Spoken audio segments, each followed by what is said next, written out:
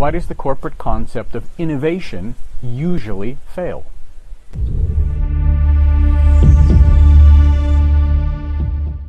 The answer is because we fail to allow the innovators to actually innovate.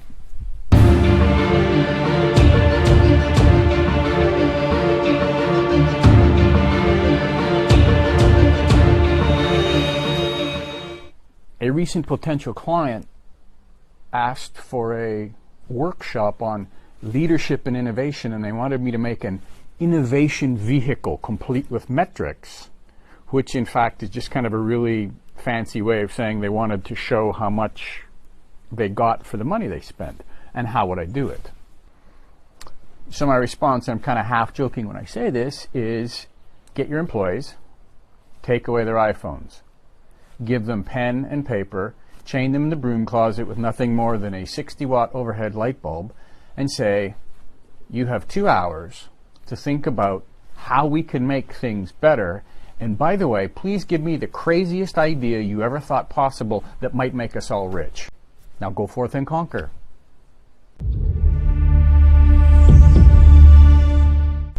Truth be told, I lost the bid and all the money that went with it because the other guy had a really impressive package with all of the necessary bar graphs, pie charts, and metrics, which made it a lot easier to sell. Which is, I think, the precise moment that corporate America loses sight of the forest because all those trees are in the way. I do not believe you can mass produce innovation. It doesn't work like that. All of the major breakthroughs come in onesies and twosies, never from an innovation capture team.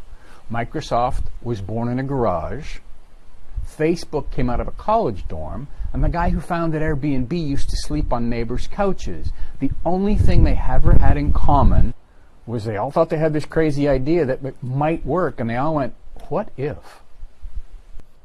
Now, I've never asked them, but I'm pretty sure that Gates and Jobs and Bezos and Brin were never remotely worried about the metrics of success.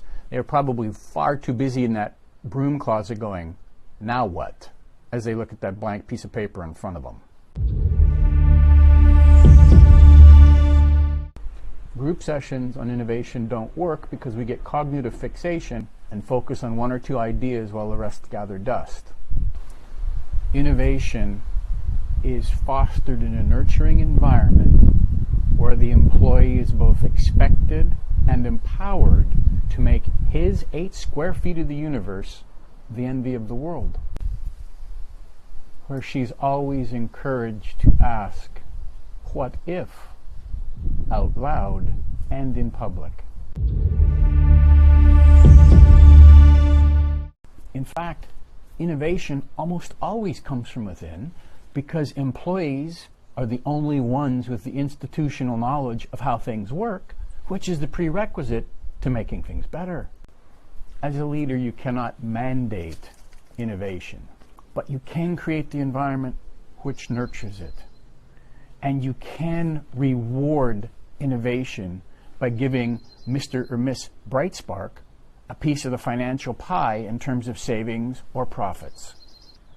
Innovation is intangible. It cannot be measured until it works.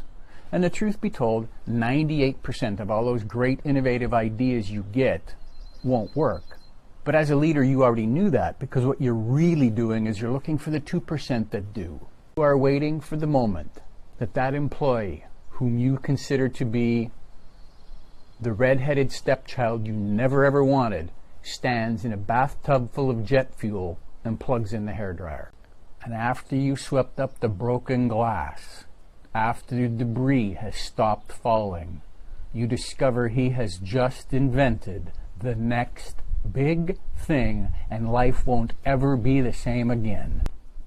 In terms of innovation, your role as the leader is to give them free gasoline and go tell them to play with matches.